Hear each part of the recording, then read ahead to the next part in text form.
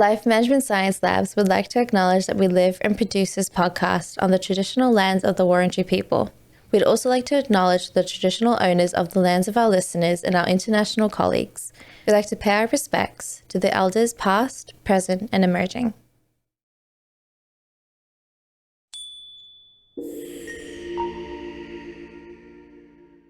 Hey everyone, and welcome to Raising Parents, the Parenting Science Insights podcast, produced by LMSL, the Life Management Science Labs. We are champions of life management science, providing structured insights informed by science and inspired by practice on key aspects of conscious living. Each week, we bring you scientific and practical insights on each element, with the expert knowledge of professionals in the field. I'm your host, Dina Sargeant. Now, let's get started. Hey guys, and welcome back to another episode. So we're talking about resilience in children, and I know that we have spoken about this before and spoken a little bit about what's it about, but now we're talking to two experts who have done this for years, who have spoken about this for a long time, written books on it.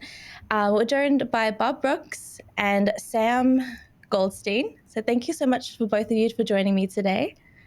Pleasure. Thanks for having us.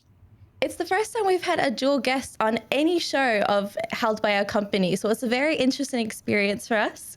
So yes, please be aware that there are two people joining us today, and from whereabouts are you guys from again? I live in the Boston area.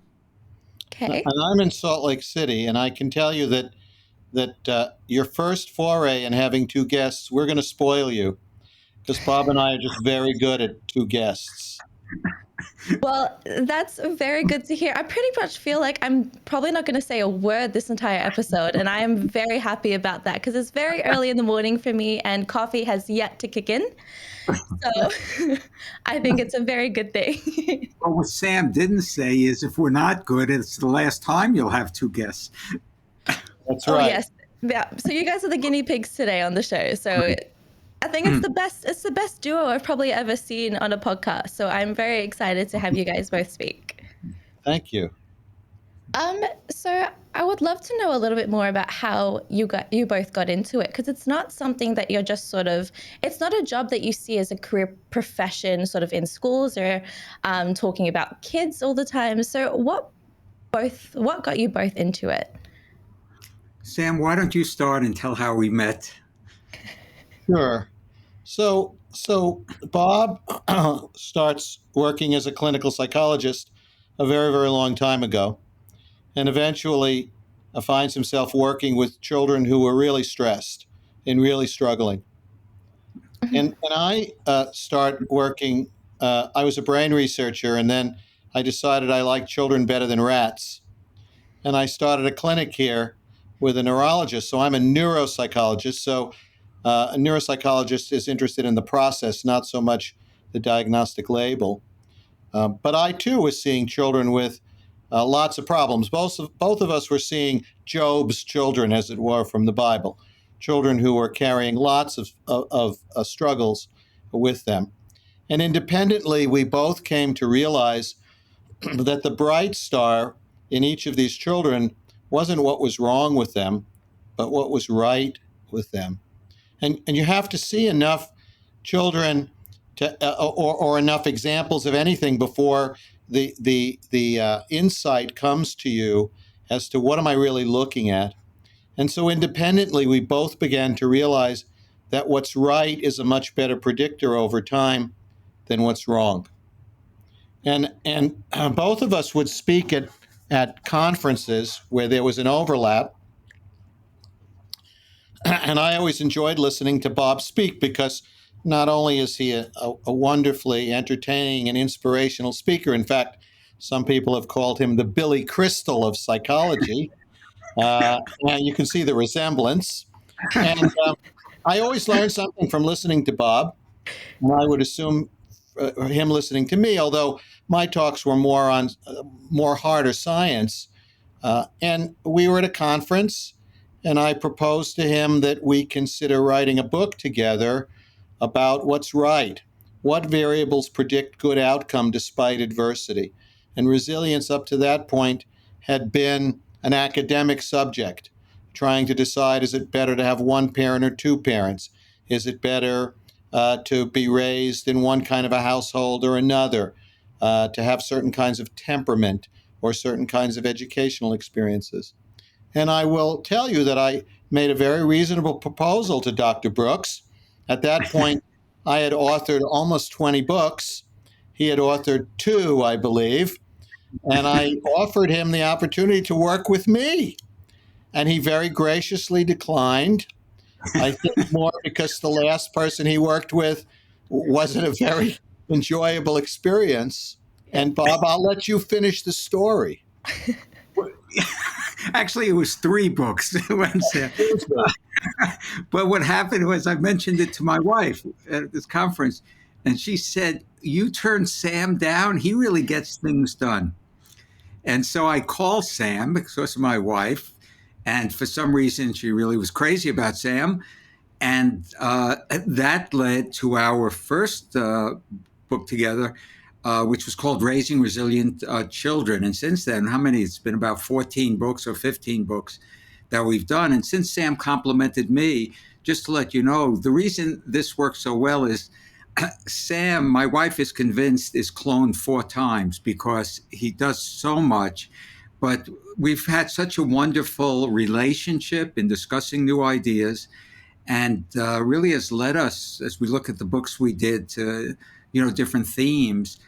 Just to add a little to what Sam said, what got me very interested in resilience, you look back and you say, what were some of the points? After I finished my postdoctoral fellowship in Denver, I came back to Boston. I worked in the inner city, primarily where there was a great deal of poverty and racism. And I started to wonder, how does someone grow up under racism and poverty, and yet as adults they're so hopeful and optimistic? And then, as Sam knows, one of the most challenging jobs I ever had was working at a psychiatric hospital, where my first job there was as principal of the school.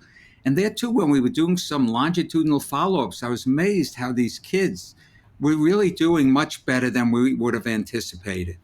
So that led to, as Sam said, more the question of not what makes people, I'll put sick in quotes, but what is it that helps people to be more resilient, even facing great adversity? And that then led us together. And as we might say, the rest is history, as we talk more about, how do resilient children or adults see the world differently from those who are not? What can we do as parents and teachers to help kids be resilient? And actually, I think our 3rd or 4th book together, because we're getting so many questions from, I think, adults in kids' lives about how they could be resilient. It may have been our 3rd book. We wrote a book about basically resilience across the lifespan.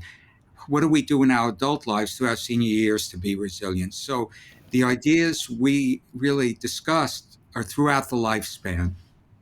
And let me qualify, just so listeners understand, because definitions are really important. We throw words around and assume everyone shares the same meaning, but it may not be the case. And what's fascinating about the word resilience is it's a material science term. It means stretching and then returning without any distortion, coming right back to where you were before. And it was used in a limited way in the research of people who've since passed away, pioneers like Emmy Werner and Michael Rudder, looking at children who were raised under great adversity, but managed to function and overcome. So resilience is not an outcome. It's a process by which you continue to function over time and function well over time. And that's different from recovery. People still don't completely understand it. And as Bob mentioned, our first book, which still sells so well that the publisher has resisted doing a second edition of it, it's in its 30th printing or something. The title was Raising Resilient Children, and we received quite a bit of pushback from publishers that didn't feel the title would fit, that people wouldn't understand the title. And if you do one of those searches on the web where you look at how a word is used and where it's used, and it makes that interesting picture, after the 9/11 tragedy, then President Bush stood on the rubble of the Twin Towers and he used the word. And now the word is so widely disseminated that there's a popular makeup called resilience. And everybody uses the word. I wish Bob and I had a nickel for, we had a copyright or a patent on the word. But just to also to clarify about what we've done, Bob and I have not done large scale population based studies on resilience or even small clinical publishable studies per se. My research, those kinds of studies are in things like autism and other childhood disorders. What I think we've done is two things. One, we've created a series of books on everything from homework to helping kids with anxiety to our recent book on the 7 instincts that make us human, our new children's book that I showed you some illustrations from, that brings the material in a palatable and understandable way to people so that they can use it. But the other thing we've done, and Bob will tell you, I sort of dragged him into it, is the other side of it is we've been very good at organizing the research. The 3rd edition of our handbook in resilience just came out, and it's almost unheard of for a scientific textbook, a clinical textbook, to have a 3rd edition. And our 3rd edition just came out. And the last edition, I think, had 1 million downloads, 1 million chapter downloads in libraries across the world. So I'm very proud both of the work we've done in disseminating knowledge to the general population, but also in organizing the science in a way that our colleagues can use it as opposed to, in some cases, misuse it. And just to pick up on what Sam said, one of the challenges, Dina, was, we know some of the research is how to translate in a way where someone, say the lay person, could pick it up and immediately say, I'm really understanding this. And a lot of our books, the trade books for the lay public, we have a lot of dialogues in there. What the parent said, what the child said, what we may have said. And I think that helps people to know our way of thinking about it.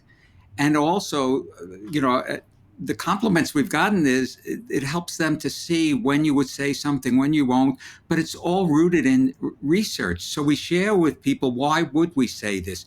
Why would we suggest this? So, we've done textbooks, like Sam mentioned, the Handbook of Resilience in Children, but for the lay public, we've tried to make it where someone who didn't even know anything about resilience could pick it up and say, I can do this with my child, or I could do this for myself. And before we're done today, we're going to give you an exclusive. We're going to tell you the title of the new book we've just started working on. We just signed a contract, and we'll see what you think about it and what your listeners think about it. Yes, no, I'm very excited to see that. I think we've got a whole block of time at the end where that's just for you guys. So that could definitely be the space. So going back to a few of the books that you've written, one of the books that I did sort of read into and look into is The Power of Resilience.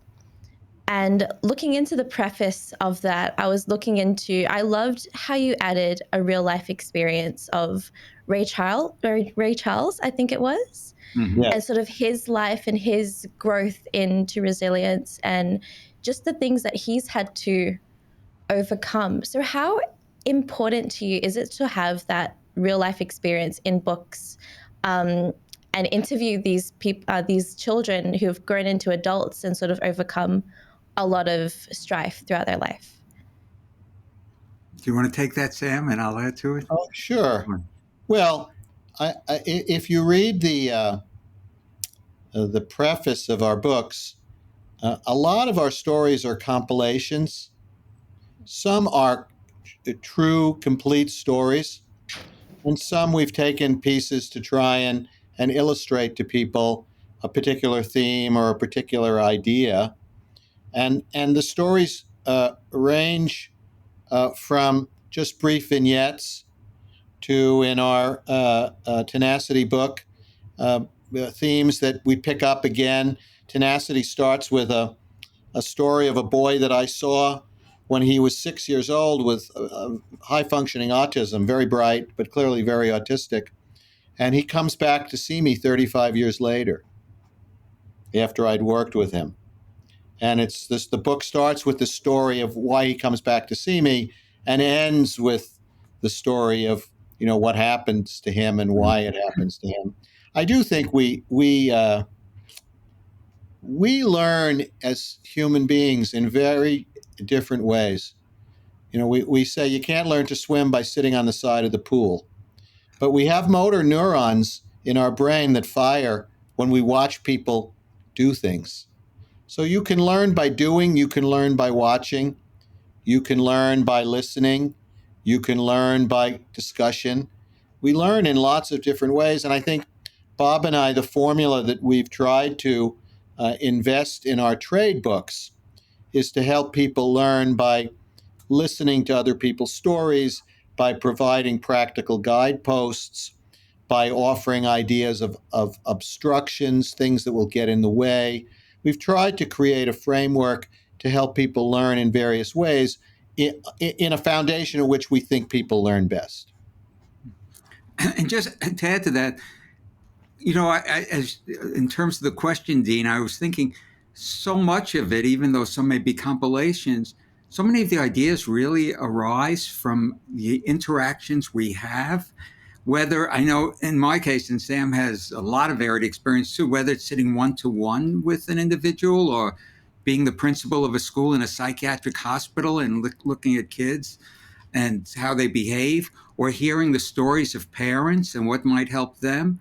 So you're right. I think all of what's in there is predicated on great part also on the experiences we've had. As someone once said to me, "You've really been in the trenches," and they meant it as a compliment that it's not just you're talking about theory; it's based on people's stories, and everyone has a story, and that's why our books, in one sense, are a number of stories that suggest or exemplify different principles of resilience.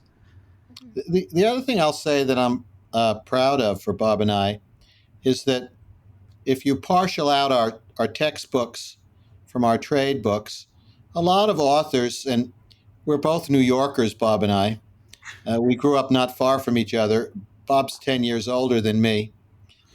You wouldn't know. I know I don't look it, so you wouldn't know it by Definitely not. looking. You wouldn't know it by looking at him. But I will tell you that together we're over 150 years old, and most people are astounded to find that out. But what I'm really proud of is the series of trade books we've done have not just been a rehash of the previous book. Oh, let's find a slightly different angle and write the same book again so people will purchase it. I'm very proud of the fact that we've really progressed from writing about the qualities that help people be stress hardy and deal with and overcome adversity to the self-regulation and self-discipline qualities that are necessary to do what needs to be done, even when you'd rather do something else, to our latest foray, the idea of that we as humans carry a set of instincts that make us who we are and have gotten us to where we are, and we now call that combination, right? What did we call it, Bob? The triad of human development. Is that yes. what we said? Yeah. Well, you were the one who developed that idea. Resilience. Triad of Triad of human development. Resilience, self-discipline, and the instincts of tenacity. No, that's I love that definition. Then that sort of really sums up what a person or what a child sort of faces and grows into to be an adult. That I think, especially with the word resilient, and I think, like you said earlier, everyone has a very different definition as to what resilience is to them. I think just having that sort of idea of what resilience is to you, I think it's a really hard definition to sort of have for myself, especially when you come up with, okay, it's facing all these difficulties and just sort of powering through it. And that's sort of what one person's definition to resilience is. But another could be a completely different scale as to how they see it as. So looking at the term resilience and looking at the whole idea that we're sort of talking about today, how is that linked to how you raise a child? Well, I'll take this one first. Okay. We collaborated so long, we probably know what we're going to say here. Uh, it's a wonderful question because some of the initial research on resilience was to look at adults who had grown up under great adversity. And what Sam and I really looked at is the following. What have we learned? And I hope I'm putting this, Sam can correct me if I'm not, but what have we learned from the studies of people who have grown up under great adversity and are resilient? What helped them to be resilient? And can we share what helped them to be resilient, which led us to the concept of a resilient mindset? Can we share that with someone who has a baby who's 2 months old? That there are certain things that we could look at, even if your child has not faced great adversity, that will help them to develop a resilient mindset.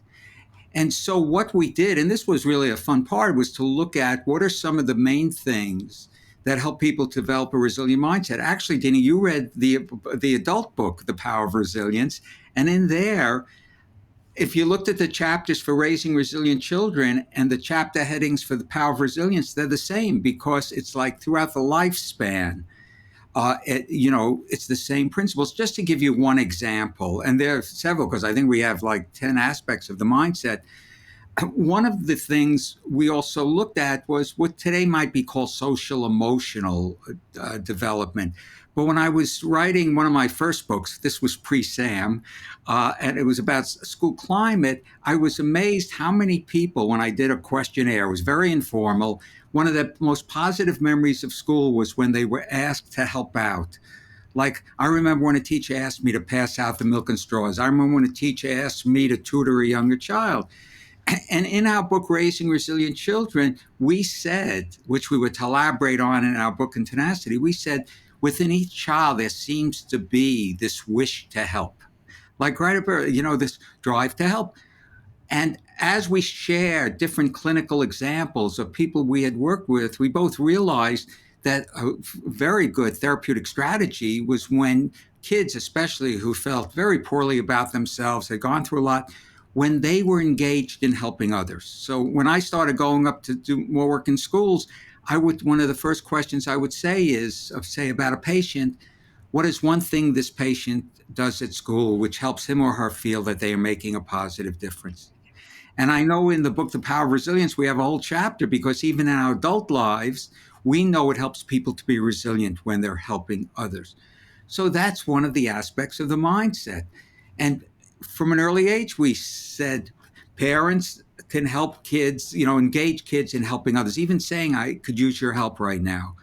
And the power of even that one strategy is something I think that should never be underestimated. So that's how as we started to share ideas, they could be translated into specific strategies or interventions, or just natural things that come up in parenting. Let me, in response to your question, go back a step foundationally on a statistical basis. So one of the tests I've developed is called the RISE, the Risk Inventory and Strengths Evaluation. And it's one of the only instruments in 9 to 25-year-olds that measures engagement in risky behavior like delinquency or drug use, but also measures assets, strengths. And when you ask a broad range of questions, and then you conduct what's called an exploratory factor analysis, meaning you look to see, I might ask 50 questions, but I might find that those questions are really asking about two different topics in different ways. Does that make sense? So how you answer one question might very well predict how you might answer another. When you do that with what we're referring to here as resilience or stress hardiness, you always come with 3 protective factors. And those are how you see yourself, your sense of self, how you see your connections to other people, and your sense of emotional regulation. Now, we call it that. Different researchers call it different things, but it always factors out to those three. But then the next question is, okay, if it factors out to those three, what experiences, because it's biopsychosocial, there's some genetics to it. Some people are just more stress hardy than others.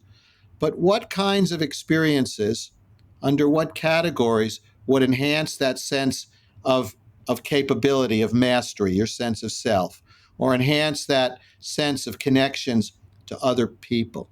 And then we get down to helping kids learn to be optimistic, or solve problems, or have empathy, or to be fair. So while all those qualities enhance your ability to be resilient, they really fall under this umbrella of who am I? How do I connect to the world around me? And how do I regulate myself, if that makes sense? So for parents, when I talk to parents, we start with the big three. Let's talk about, and I've done this all day today because right now here in Salt Lake, it's almost 6 o'clock. I saw families and kids all day long. Um, what? Tell me about your child's sense of capability and mastery. Tell me about their sense of connections to others. This afternoon, I visited with a 20-year-old boy with autism who's very bright. I haven't seen him in 7 years. He wants to go to college. He wants to receive accommodations. He needs an updated report.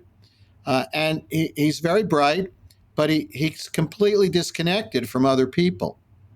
He doesn't really have any sense of connection. And I know when we look at the two-thirds, the half to two-thirds of intelligent people with autism who don't work, the reason isn't because they don't acquire work-related skills, but because they don't know how to relate to people. And so I talk to parents about those three, and then we branch out. What can we do to help your child have a greater sense of mastery, or greater connection to others, or better emotional regulation? And that's when these qualities, whether it's self-discipline, if you leave your self-discipline home one day, you might have a fun day in Melbourne, but eventually there's a price to pay, right? Yeah. So how do we enhance that kind of self-discipline? And how do we enhance your sense of self and your sense of connection to others? And that's really the theme that runs through all of our books, whether it's the Tenacity book or the Self-Discipline book or the Resilience books. It's the same underlying theme. So, Bob was talking about the applied. I just wanted to lay a little foundation that we didn't just make this stuff up, right? We didn't just get together one day and say, hey, this is a good idea. Let's tell everybody they should do this. Because isn't that true for our society? Everybody's an expert, tells everybody else how to live, how to feel, what to do. We don't come from that perspective. We come from, these are qualities that have demonstrated effectiveness. These are voices we hear again and again in people who've transitioned successfully despite adversity. We try and suggest that what we're offering is science, and science has taken a bad name in the last 3 years around the world. We're not that kind of scientists. And again, just to emphasize and pick up on something Sam said, which I think is very important, especially when adults, whether parents or teachers, wonder what kind of impact they could have. In some of the research, it shows that one of the most important things in resilience, whether kids are going to become resilient, has to do with connection. Sam mentioned this, with people who are supportive and encouraging. One of my heroes, who he died of about 25 years ago, Julius Siegel, a psychologist, he said, in order for kids to be resilient, I don't want to overly simplify this, they must have in their lives the presence of what he called a charismatic adult. Sometimes I almost wish he hadn't used the word charismatic. It may have different meanings to different people, but I love his definition. It's an adult from whom a child or adolescent gathers strength. And by the way, even as adults, as in the Power of Resilience, we say that even as adults, we need charismatic adults in our lives. because if you don't have them, then it's very difficult for kids to develop some of the skills we feel and outlook we feel go into a resilient mindset. That's what led us also. I had started it, but then when Sam and I really elaborated on it, I had this experience 40 years ago where I felt too many of my interviews just focused on what's wrong with people and rather than their strengths. And I would get depressed after meeting with parents for the first time with teachers. And I remember saying, what would happen if after just 15 minutes or so, you would then say, now that we've heard about a few of the problems, what do you see as your child's strengths, their beauty, or their islands of competence? And that also helped people to start focusing on a person is not defined by their deficits. Sam, since mentioned this, is what is it? What do they enjoy doing? What are their passions? How can we build upon them? And so all of these were rooted in different experiences we had, and that I know both of us have found have been very helpful in our work. Let me come back just 1 second for your listeners, because there's a lot of information here. But Yeah. one of the things Bob mentioned was that it's important for each of us to have someone in our lives that we know is there for us no matter what. We have a documentary, Tough Times, Resilient Kids. It's actually on my website. We made it some time ago with a large grant. And I can remember some of the kids we talked to discussing who that person was in their life that made a difference for them. But what's also been discovered is it's not enough to have that person in your life. You have to be that person for someone else. It's not enough to just take. You have to give as well. And Bob has a great story of if you ask a child, if you tell a child, clean up your room, do this, do that, you may or may not be successful. But when you ask somebody for help, can you help me do this? I need your help. It's amazing the different response you get from even the most resistant kids. I mean, some of my favorite stories, and Bob's as well, is to say to a kid who I can't get to do anything, is that, you're really an expert in not doing what adults tell you. What's your secret? How do you do it? What advice would you have for another kid who wants to be a little more oppositional, but who can't seem to do it? Just to turn the tables a little bit. And it's amazing, even from the most difficult kids, when you say, I need your help, even if it's for something silly like that, they rise up to the occasion. And they give you, 3 things you can do. One of the kids wrote a little book for me on, 10 ways to make your mother crazy. And the reason he wrote this little book and illustrated it is because I told him, I think he probably is the kid who could make mothers crazy the fastest. And he came back after that and he said, I'm going to write a book about that, because he sees all my books. Well, a bunch of my books are on the shelf behind us here, and he sees my books. I'm going to write a book. I said, great, write a book about that. That would be great. That is an incredible way of sort of teaching your kid, teaching a child a lesson in a different way. And I think especially when it comes to, I think what we were talking about a little while ago, when it comes to resilience, and I think you're mentioning something about the charismatic adult as well, and sort of talking about how important it is to sort of have someone who sort of you can want to learn something from. And for me, I think especially when I was thinking about that, it was really difficult for me to find a person that I saw as a role model for a very long time, until I became an adult, and suddenly I realized that my younger sister is looking for a role model, and then I sort of became that for her as I got older, became the person that I really wished for as a child. And I think it's a totally different thing when you sort of become that person for someone else, and sort of be that for somebody else, and go through what you went through, and making sure that they don't do that same mistake, they don't play that same role as you did when you were younger. And especially when it comes to parenting, like you sort of want your child to be better than what you are, to learn from what you learned from. But how do you not have that sort of expectation that you want them to not do the same thing that you did? Because I know like you want them to be better. You want them to be a whole other generation that's a little bit smarter and a little bit make the different mistakes than what you did. How do you not sort of set that expectation up for them, and I think set them up for failure in your eyes, I guess? We have a whole chapter in Raising Resilient Children on learning to accept your children for who they are Mm-hmm. and not what you want them to be. And Sam knows this story. With my own son, Rich, who's very successful today, he did no work in school in the 8th, 9th, 10th, and 11th grades, which was very painful for me because I was lecturing all over the country, the United States, I'll say, and actually one time in Australia about how to motivate kids or what you do to motivate kids. And what I realized is he had his own path to take in life. And what I saw it as, I felt his not doing his homework was a reflection of my parenting. And I learned that kids have different paths to take in life. At open school night, when parents go up, I always wanted to go up for my younger son because he did his homework and let my wife go up for, Richard.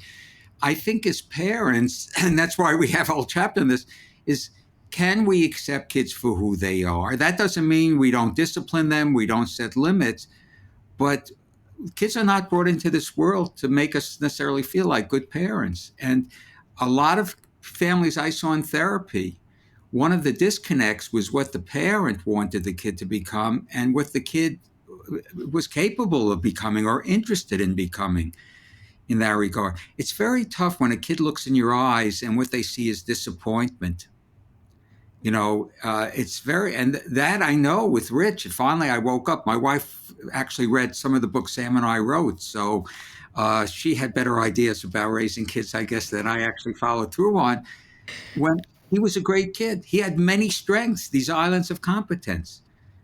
But I was only focusing on one thing, And so we could easily say, accept kids for who they are, not what you want them to be. That doesn't mean if they're having a great deal of trouble, you just say, that's fine. But there are different paths that lead to success in life. And it's also not just making more money than someone or whatever is really, are they experiencing their own joy in what they're doing? So I don't want to sound too philosophical here, but it's not an easy task to accept kids for who they are and to really let them go maybe down a different path. Well, and let me, Bob knows, I always come back on the opposite end. What does it mean to accept them for who they are if they're clinically depressed, if they're engaging in risky behavior? The opening chapter for our Handbook of Resilience, our third edition, is studying resilience in times of a pandemic. And I'll tell you, and your listeners may or may not be aware, that the last 7 generations of kids worldwide, so that's 70 years, every 10 years, has had a greater incidence of depression than the previous generation.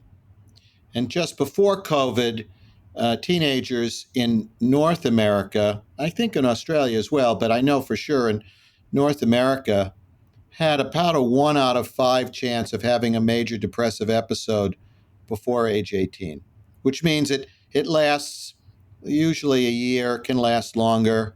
Once you have one, it kind of kindles a physiological response in your body. You're at risk to have a second one, and then at risk to get a membership card and have episodes of depression throughout your life. Well, the data that's now coming from COVID suggests that incidence, because incidence means how many people have the problem right now. Mm-hmm. Prevalence means how many people have the problem over time, right? Because some people may get better, some people then become symptomatic. The prevalence of depression right now, we think in teenagers in North America, is 1 out of 2, 50%, which sounds like a great opportunity for the pharmaceutical industry or for the mental health field, but neither can keep up. And so in our well-meant efforts to prepare the world for our children as a society, because this is a a global village now, this world. As a society, we're failing. And the rates of mental health problems among kids now has risen dramatically since COVID. And our efforts to control a virus, and in your country, it was even more extreme than in the US, the untoward effects may be far worse than the effects of the virus had we just let kids go to school and do whatever kids are going to do. So there is a line here of what do we mean when we say accept your kids for who they are? What we mean is don't try to make them into something that you weren't, or that you wish you could have been, or that you want them to be. But it doesn't mean that you close your eyes to stress or mental health problems or challenges. It doesn't mean when they say they want to stay up till midnight and they're 8 years old, you say, sure, why not? I think you still have to parent, and that's become increasingly more challenging today. And we have a solution. We have a solution right here. No, that's why I especially said you can't ignore it. It's interesting what Sam said also is one of the things, a lot of our work, I'll say, is how somewhat in what became known as positive psychology, not all of it, but positive psychology doesn't mean you ignore negative feelings. If anything, you have to address them. And if you could also look at strengths, it may be easier to address some of the difficulties that they're having because the child feels that they are accepted. But if a kid is depressed, I think acceptance may be several things. One is also in our book about raising resilient children with autism spectrum disorders is for parents to recognize what do they have control over, what don't they. They may have had no control over a child being born on the autism spectrum. What they may have to learn more and more is, but what they have control over is their attitude and response to that child. How can they help that child? So in no way would it mean ignoring any of the difficulties, but also, unlike when I was first trained, all you looked at were the difficulties, with very little given to the strengths and beauty of kids. Can we talk about tenacity? Yeah, go ahead. I would love to hear the definition that you see of tenacity as well, because I think everyone is completely different. Well, let me lay a little foundation first. Every time we do a book, I get this anxious feeling that it could be our last book. And so as soon as we finish one book, I pitch Bob, we're going to do this book, or we're going to do that book. And we have a number of publishers who are very supportive of anything we want to do, whether it's textbooks or whether it's trade books. So we didn't have a trade book for a number of years. And I started collecting research on instincts. So human beings have instincts, not like a bird building a nest or a salmon swimming upstream, but patterns of behavior that enhance survival, at least in Homo sapiens, 500,000 years, or in our hominid ancestors, 1.5 million years. Things like empathy, responsibility, fairness, ways of behaving that increase the chances that you would survive. And I told Bob that I came to a point where I think we're ready to write about it. And I identified 7 instincts, some of which were related to our previous writing, although we hadn't written about it as an instinct, more as a behavior, and 3 of which that I thought helped our ancestors evolve and survive and get to where we are today, but were going to be the end of us if we didn't do something about them. And in fact, the first way I wanted to pitch the book was on this unholy trinity of instincts that's going to be the end of us. But everyone said it's too negative. So we saved it for a last chapter in the book, and we created this Tenacity in Children. The title, and correct me if I'm wrong, Bob, but I wanted to find a word that no one had used. Sometimes I'll read something or I'll listen to something, and the person writing or speaking will use the word resilience. as if they invented it. And all Bob and I have is our intellectual property. And whenever I speak, or you heard Bob mention Julius Siegel, he didn't have to do that. He could have said, oh, this is my idea. But we are respectful of the intellectual property of others, just like we want people to be respectful for us. And it's gotten to the point where, there are people who know who we are, but a lot of people think they invented resilience. And so I went looking for a word that no one had ever used. And I searched and I searched and I found tenacity, which means the kind of the stick-to-itiveness to stay the course no matter what challenges come your way, right? It's not resilience, it's not functioning, it's staying the course. And I searched and found that there was one fictional book written about it with that title and nothing else. So that's why tenacity. And just to quickly fill this in, to show you really the respect we have for each other, Sam brought this up, and even had, I think, like a tenacious mindset. And I was very intrigued, but I felt we remember Sam said each book builds on each other. I was concerned, Dina, that is this just a rehash of raising resilient children? And Sam went into, we had a lot of dialogues, and then COVID basically hit, and I had much more time. And I became fascinated by the research Sam had, and then I found some more about, and this was really important, about a lot of the things that we feel are these very positive attributes that help us to survive, like Sam mentioned, compassion, empathy, fairness. They're basically there from birth. And as one of the reviewers who endorsed our book said, what that said basically is you don't have to plant the seeds are there already. What we have to do as adults is to nurture these seeds. And the research fascinated me that already at a few months old, children are showing the rudiments of empathy and compassion. By a year old, they're already showing actions that suggest altruism.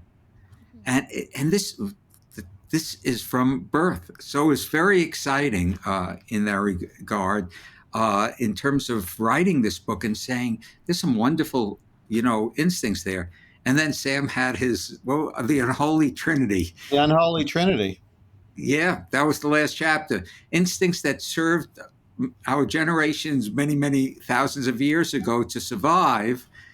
But while they exist now, they really are it could be very unholy and cause a great deal of problems.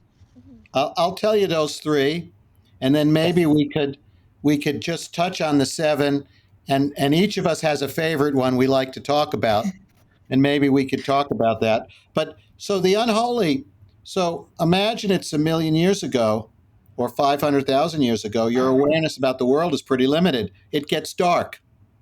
How do you know it's ever going to become light again? Or it hasn't rained and you don't have any water. How do you know there'll eventually be water? Those of our ancestors who survived developed the capacity for belief. You had to believe, otherwise you couldn't function, right?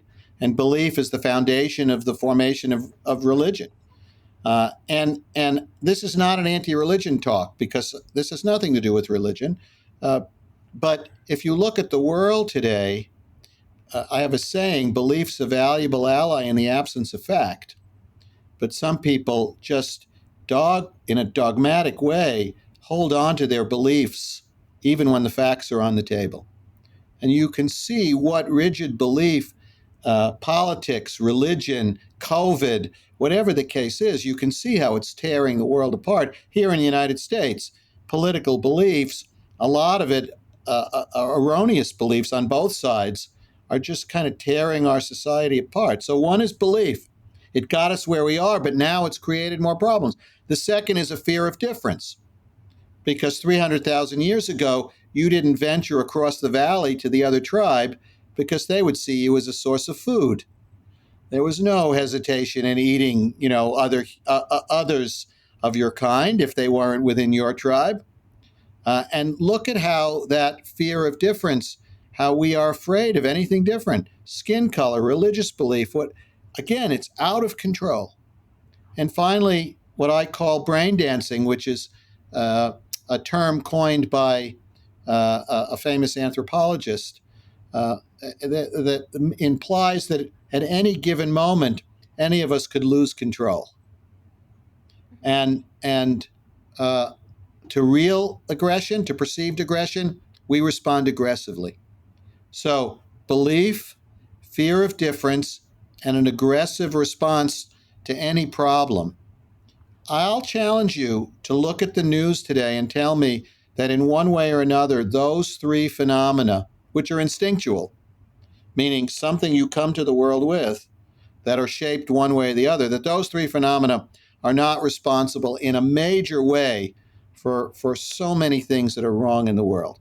And what Bob and I are offering, what we believe, is that by helping children and each other reinforce these 7 positive instincts that far outweigh the others, that's how we're going to deal with them. The idea of an adverse belief, of a fear of difference, of an aggressive response.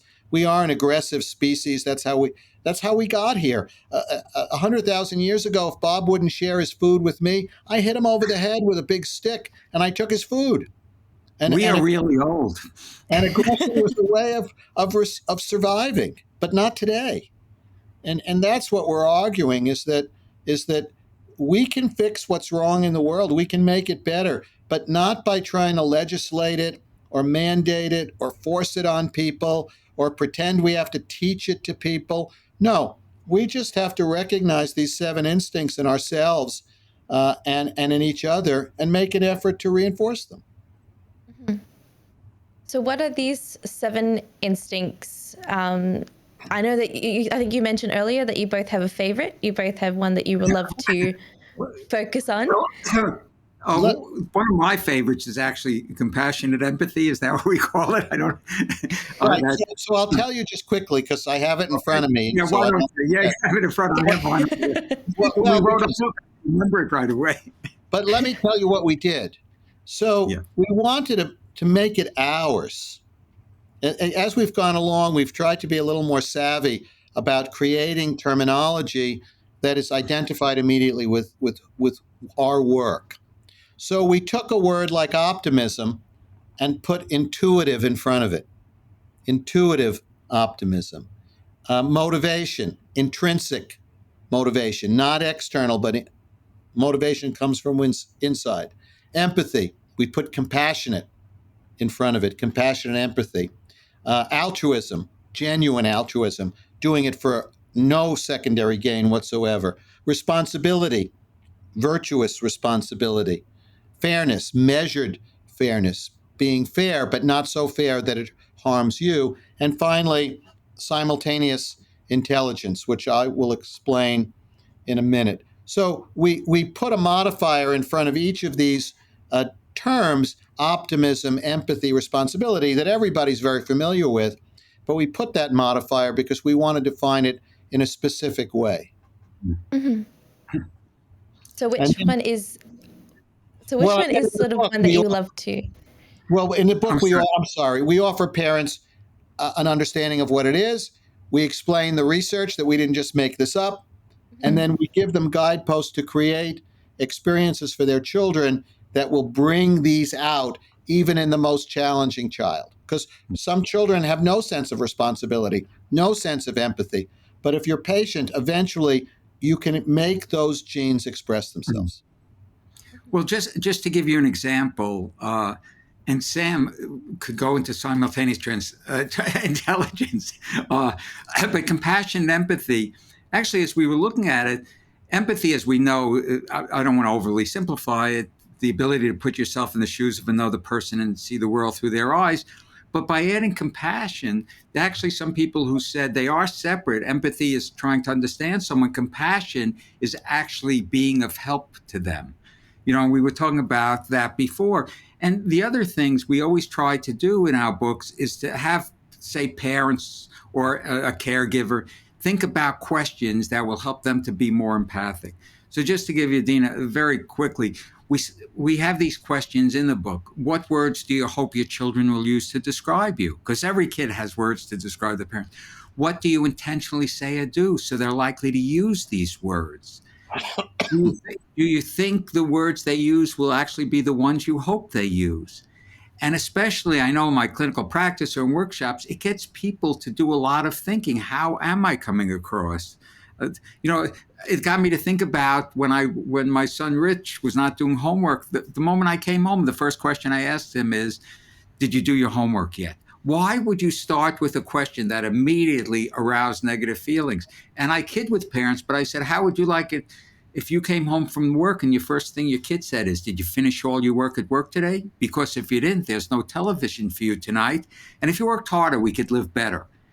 And they laugh, but what we have to realize is we model empathy.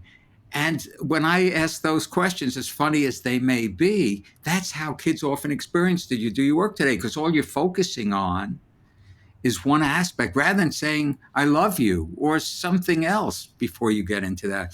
So we also develop very specific questions to think about that could help us to be more, empathic. And also, in terms of, say, compassion, empathy, do our kids see us modeling that?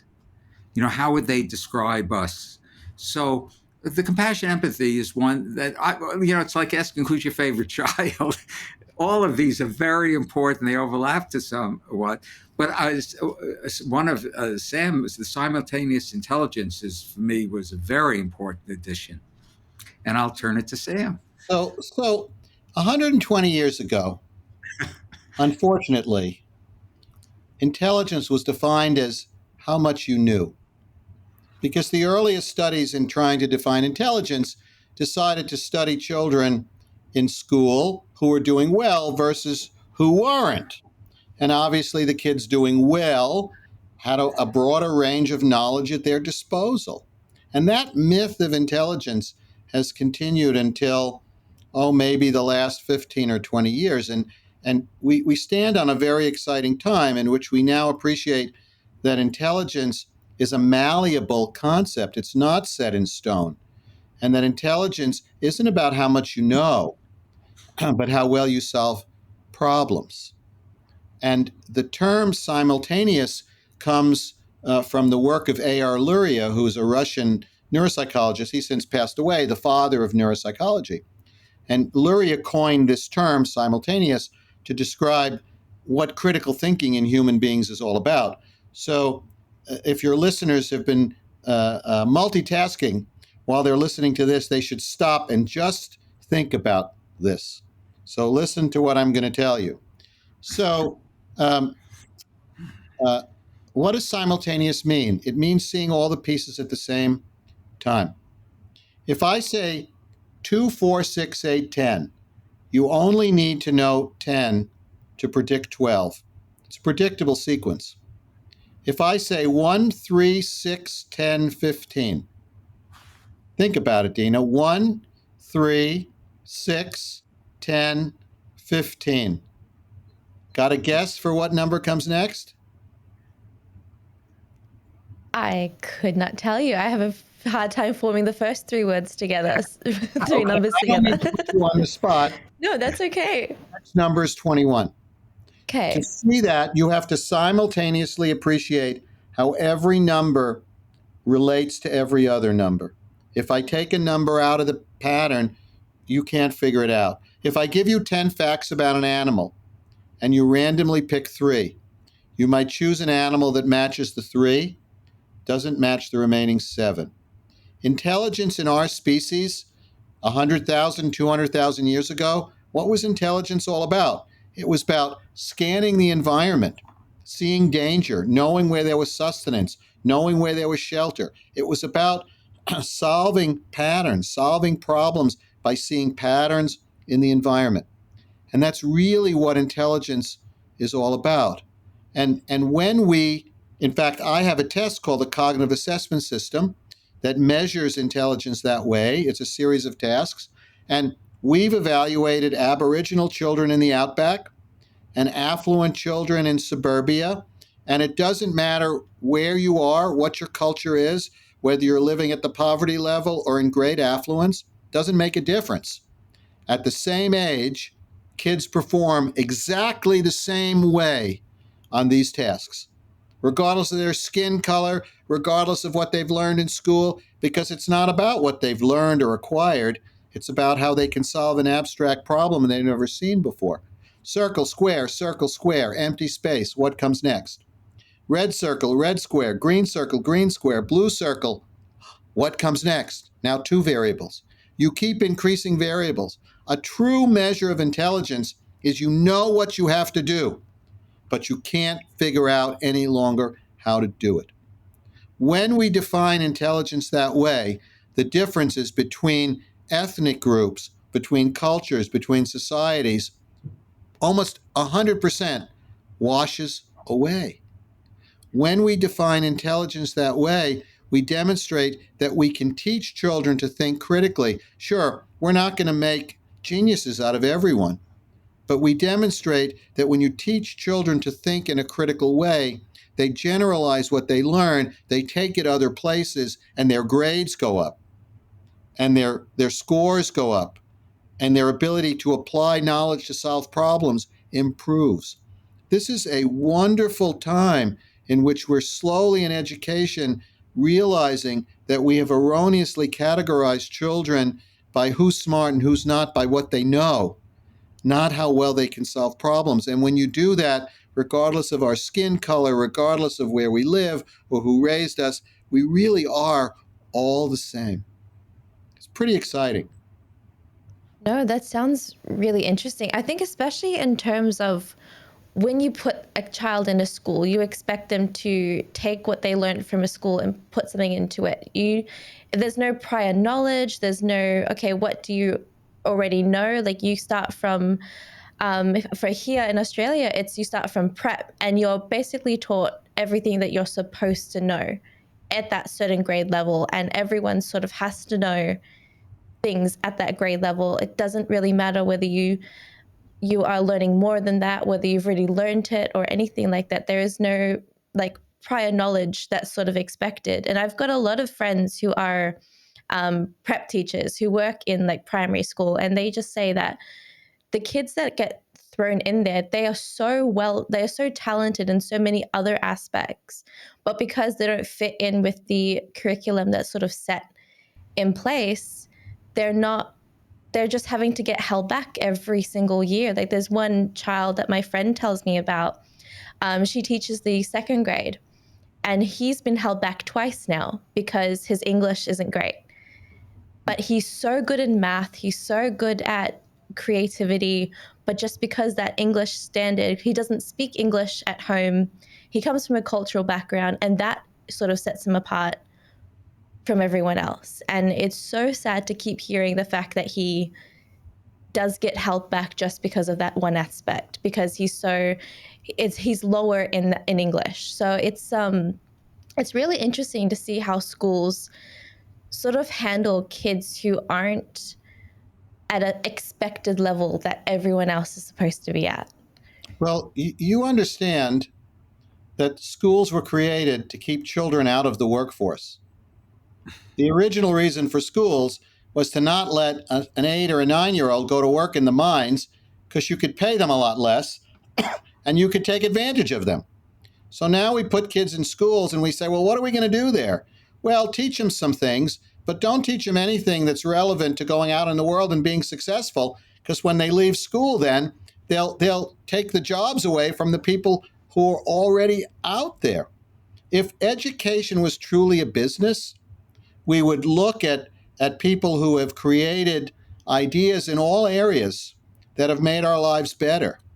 And then we would say, well, what are those qualities that they share? And then work backwards and say, well, those are the qualities we should be working on. But if we did that, we would spend very little time teaching reading and math. And we would spend some time, but we'd spend a whole lot more time teaching people how to think and how to solve problems and how to create something when nothing is there, right? But we don't do that. And it continues to be the case that schools are a place to put kids until they're ready to be adults. I'm sorry to be so cynical, but that's just kind of my view of it. No, and the real issue and problem, I shouldn't say the real, everything Sam says is so real, is to hold a kid back in second grade, and he's already been held back twice, is a prescription, as one person once told me, a prescription for failure. Because think what it does to a kid who's going to school and sees kids he was in kindergarten with or first grade, they move up. What does that do to your self-image? And it's holding kids back has often been seen as all they need is an extra year. But Sam, especially an expert on learning, differences and attentional problems, they need more than that. And it's almost like you're throwing the kid away. So it's very upsetting to hear that example. What are they going to expect from this kid by the time he, you said, is like 10 or 11 years old? And they're wondering why this kid doesn't like school, because he goes every morning and it's the place where his deficits are highlighted, not his strengths. Right. Bob had a boy he worked with who would hide in the bushes every day. And when Bob asked him why, he told Bob he liked the bushes better than school. Yeah. Wow. Well, that is a huge comparison, to compare a bush to a whole school where you're meant to sort of embrace that environment. And I don't think your view on school is cynical at all. I think, especially the way that I grew up and the way that I went to school, a lot of kids there, it's basically a parents' daycare center for teens and for young adults who are waiting to turn 18 and basically be kicked out of the house pretty much straight away. And the way that I've always seen school that way until I was homeschooled, and until I completely had to find my own way of loving school and my own way of sort of learning at my own rate, at my own time, without any distractions from kids who just really, you can tell, didn't want to be there. And I loved homeschooling mainly because I got to actually focus in school, and I got to actually find my way of loving something that I didn't think I could love.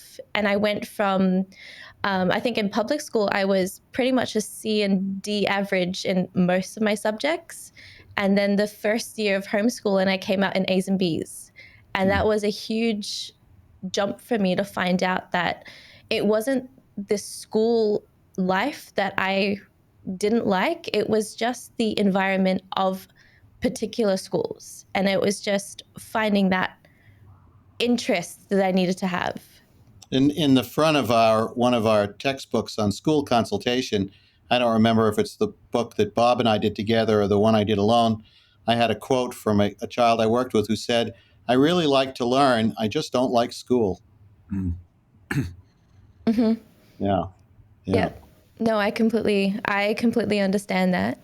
I know that we are pretty much going over time in terms of the recording, but I would love to talk about the last section. I think we mentioned this earlier about the book that you guys have coming up, and to talk a little exclusive as to see what the book is about, and probably get to see it from you guys as well. Well, I hope you have the title in front of you. Well, we had one title, we changed it. Two books coming up. One is people who are watching this can see this artwork. Wow. So this is our book for kids on tenacity, titled Poppy and Graham's Quest for Tenacity. And this is a children's books. It's a children's book for probably 9 to 12-year-olds. It's sort of a graphic comic, as it were. And we're working with a wonderful young artist, Anastasia Sweet. And so that we're hoping to have done by the end of the summer. But I've continued our thoughts about instincts, and I kept searching for certain behaviors that as a society we frown down on: jealousy, rivalry, competition. Although we reinforce some of it, right? And so the working title of our new book is Rivalry, Jealousy, and Competition: Harnessing These Qualities to Live a Happy and Healthy Life. And what we're going to teach people how to do is, rather than to discard your sense of jealousy or rivalry or competition, to understand why you feel that way and how to harness those feelings in an affirmative way to make your life and the lives of people you love or the lives of people you work with or live with or the children you're raising, how to make life better rather than just say, don't be jealous. Don't be rivalrous. This idea actually started with the cuckoo, because not all cuckoos, but one cuckoo in particular species lays its eggs in other birds' nests, and it lets other birds raise its young, and then it just flies off. We called it the cuckoo syndrome, but we eventually realized that we wanted to do a book that was more than just about sibling rivalry. There's a reason to be rivalrous. I was an only child. I didn't have to share resources with anyone. Bob was a twin, and Bob, wow. Bob's whole childhood is my brother getting more than me? I'm telling Bob's stories here, but he would. My brother has a bigger glass of milk than me. He's all of this rivalry, right? Bob would have been better off as an only child. More resources, anyway, that's what the book's about. It'll be a while till it comes out. Rivalry, jealousy, and competition. Okay. How to make them work for you, and not in a bad way, but in a good way. No, I think I've got one sibling, as I mentioned, and we have a really good, healthy competition with each other about degrees. And she's finished her bachelor's, and I am about a week away from finishing my master's degree. So we're seeing we're seeing who can get to a PhD a lot quicker.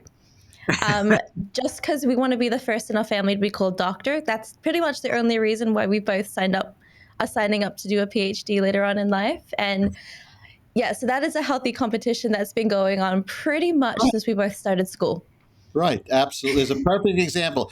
Dina, you didn't know it, but you're going to be in the book. Okay, perfect. I would love to be in it. There you go. There you go. I think that's a perfect way. Like, honestly, I love the idea of healthy competition. I think people take it too far when it comes to putting two kids against each other. But when my sibling and we're both always putting each other against each other, I think it's always a nice and good competition to have with each other. So I love always trying to beat her in everything, because she is a person who loves to rub it in my face when she does beat me. So yes. There you go. Well, I loved this conversation. I think this is a huge benefit of having two guests and talking about the same thing, because I think it's so important to see both of your perspectives. I think I love seeing both the compassionate side, the relatable side, but also the statistics that sort of come about in it. And I think this is a go for the rest of the podcast shows that we'll do on dual guests. I think I love the idea of having both your perspectives. So thank you so much, the both of you, for joining me and taking time out of your day and taking an hour out of your evening to join me on the show today. Thank you for having us. Thank you. And just if people are interested, we have a website for the book Tenacity. It's just tenacity.com. Okay, yes. And Bob's got his website, and I have mine, and we have lots of free resources and articles. It's just drrobertbrooks.com and samgoldstein.com. And both of us were on the web before there was a web. So if you put our names in, we come up first page, and we didn't have to pay anybody.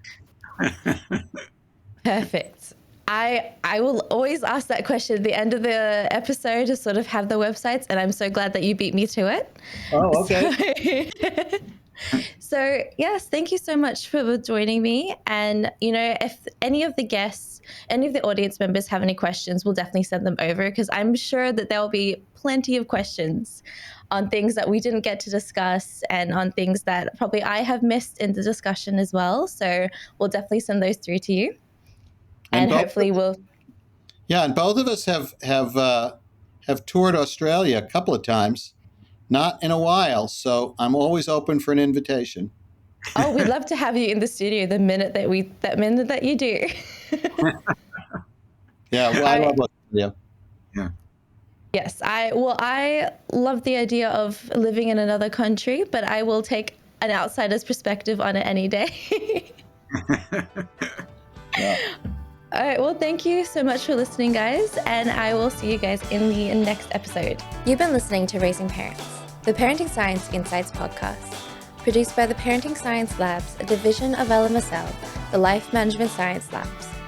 More episodes are available from 10 life management perspectives and can be found by searching LMSL on Apple Podcasts, Google Podcasts, Spotify, and other podcasting apps available on your smartphone. If you enjoyed this episode, please rate, share, and subscribe to our channel so that other people can find it and we can continue to provide quality content. More of our work can be found on our website at pa.lmsl.net, where you can join our movement. I'm Dina Sargeant, and thanks for tuning in.